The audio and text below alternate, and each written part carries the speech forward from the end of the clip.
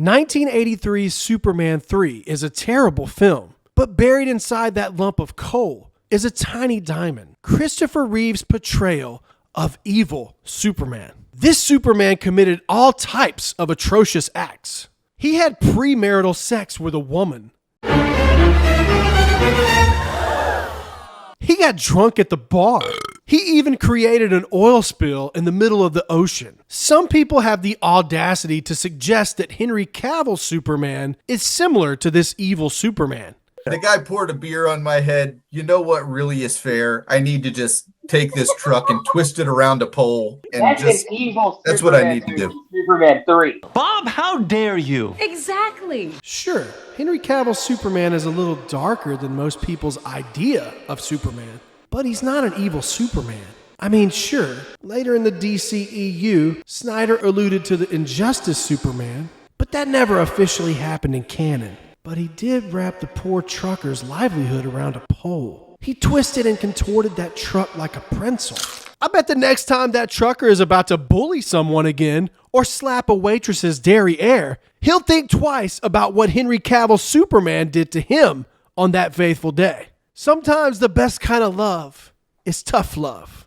Henry Cavill's Superman did the best that he could have in the world that he was dropped into, which was a world that more closely resembled ours than any other established DC universes, whether we're talking about the books or the films.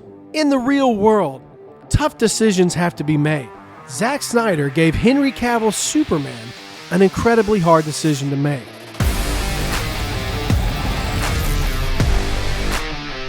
"2013's Man of Steel is divided amongst the fandom and the critics on Rotten Tomatoes. And the biggest reason is because half the people that didn't like this movie don't like seeing Superman in the real world dealing with difficult decisions.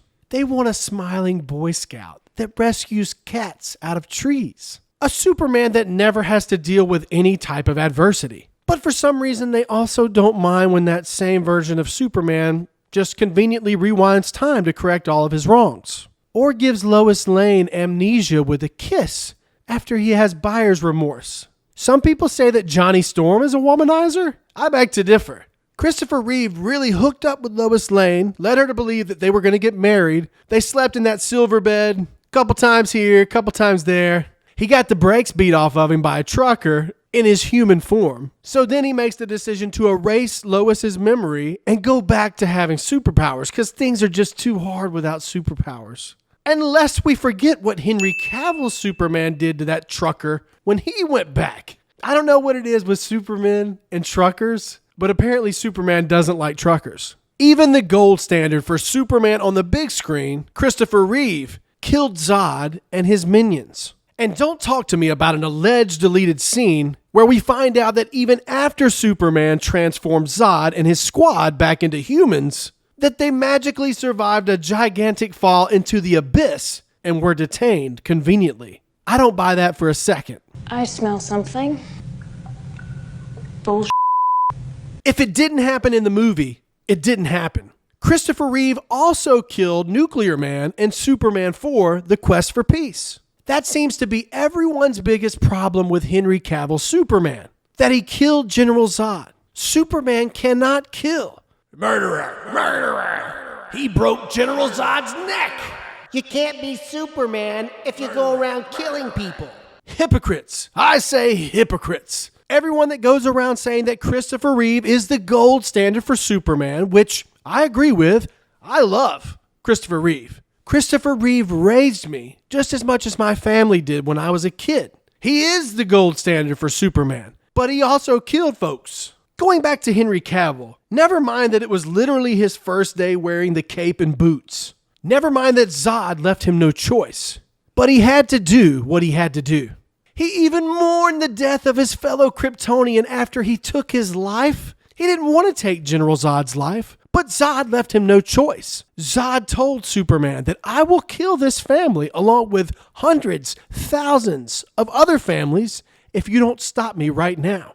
Even earlier in their fight, Zod told him, the only way that you're going to stop me is if you kill me. Of course, Superman didn't want to kill him, but he didn't have Krypto or a Green Lantern to help him out. It was just him and his mitts. Superman cried after the death of General Zod, which is much more than what Captain America did after murdering other folks in the MCU or any other DC heroes on screen. Some say that he's evil because of all the buildings that him and General Zod destroyed when they were fighting each other. Once again, this was his first day as Superman. Russell Crowe just got through giving him the pep talk, slapping him on the butt, and sending him off to fight these Kryptonians. He literally just learned how to fly a few minutes earlier in the film and gets thrown to the wolves. He managed that situation just as good as any other Superman could have. Some people say that he was evil because he didn't smile enough. How about a smile for me, huh? These are probably the biggest arguments against Henry Cavill's Man of Steel. If you have a better reason as to why Cavill's version of Kal-El is an evil Superman, I'd love to hear it in the comments, because I have yet to hear an argument that makes any sense. The same people that accuse the Snyder Bros, which, don't get it twisted, I'm not a Snyder Bro. I love Man of Steel, but Batman v Superman, Justice League, crap.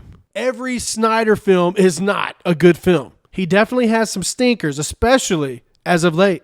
But the same people that are accusing the Snyder Bros of going into this new James Gunn film with their minds already made up are the same people that went into this film with their minds already made up that they weren't going to like the movie. No one's perfect, and there's hypocrisy on both sides. But if you can peel away your set of expectations and go into this movie with an open mind, it is peak cinema. Hans Zimmer on the soundtrack. You can say what you want to about Zack Snyder's writing, but his cinematography in this film is beautiful.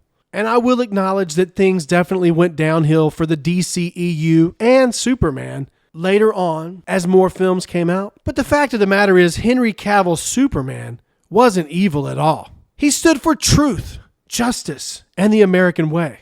He saved pedestrians when he was able to. He smiled. He loved. He laughed with a CGI upper lip. He was many things, but evil was not one of those things. If you like this video, thank you so much for watching. While you're here, subscribe to the channel. We have lots of other fun content like this video. You can find us on Instagram and TikTok at Real Comic Book Cinema, and also in podcast format, whether that be on Spotify or Apple iTunes. Until next time, have a good one.